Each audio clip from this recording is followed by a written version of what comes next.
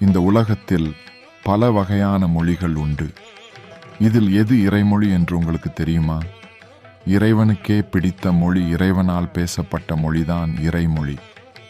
சிவனும் முருகனும் பேசிய மொழி தமிழ் மொழி.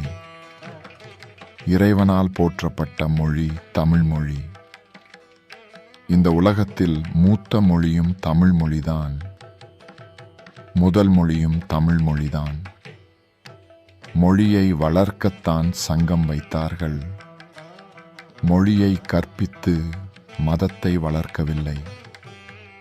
சங்கம் வைத்து தமிழ் மொழியை எல்லோருக்கும் கற்றுத்தந்தார்கள். இறைமொழியை கற்றுத்தர ஆர்வம் காட்டினார்கள். தமிழ் மொழியை அமிர்தத்தோடு ஒப்பிட்டார்கள்.